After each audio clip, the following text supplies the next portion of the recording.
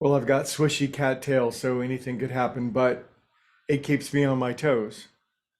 Anyway, I suppose I've driven the point home in my little talks for the last 2 days that uh, it's rather obvious that I believe the universe is intelligently designed. I think there's evidence of intelligence in so many places that it's almost unbelievably, in my estimation, to think that intelligence is not behind this glorious creation that we are enabled to enjoy. But it's a choice. And so if somebody chooses to believe otherwise, I think it's essential that the choice is there and that no one should be coerced into their worldview. If we're coerced into a worldview, it's not your worldview. So we get an understanding of our own understanding. But with the understanding, in my estimation, and you can assess for yourself, is the universe intelligently designed, then there are certain repercussions and consequences of an intelligently designed universe.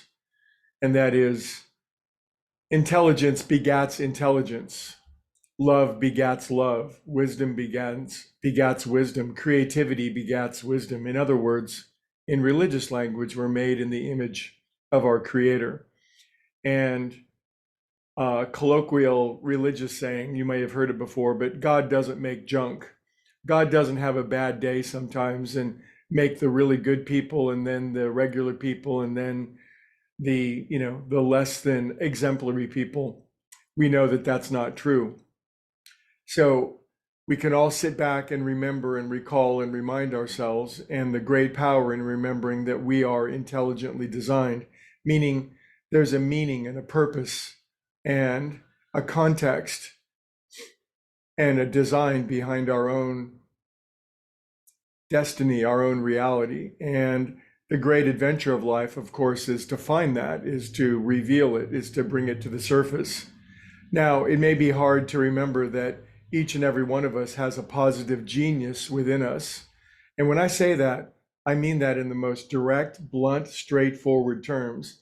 We think of a genius like a Mozart or a Mother Teresa or an Albert Einstein. We think of various geniuses, Madame Marie Curie, for example, great geniuses. But when I speak of genius, I speak of the genius of each individual one of us, and that we all have a unique way of expressing, acting, and living in this life when fully optimized brings about positive, the greatest possible good on this planet. Now, as I say that, we might look at our own lives and its current condition in a variety of ways, and it may seem that all appearances are to the contrary.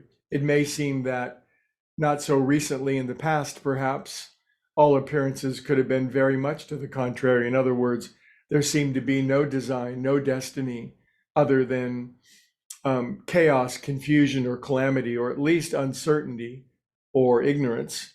But as we begin to wake up through our meditation, through our self-realization, through the practice of these higher arts and connecting with who we really are, we can begin to affirm, recall, and remind, and very definitely declare within ourselves that we are intelligently designed, and each and every one of us has a positive genius, and it will come to pass, even though it may seem to be delayed or difficult or impossible, or how could that ever happen for me, or I'm just a regular old person, or I've made too many mistakes, or I'm filled with guilt, fear, and shame, or I was dealt a bad deck of cards.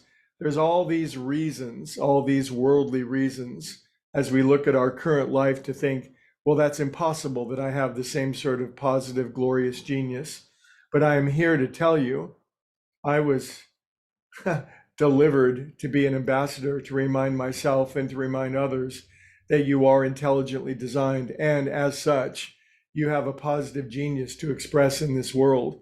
And as we get more into alignment with it, then the appearance of constriction and limitation will drop away, and there'll be great connections and great knowledge and power will flow into each and every one of us that will enable you to accomplish and achieve things beyond your wildest dreams, things we could never do on our own power, things that could only come from aligning with the genius that created us in the first place.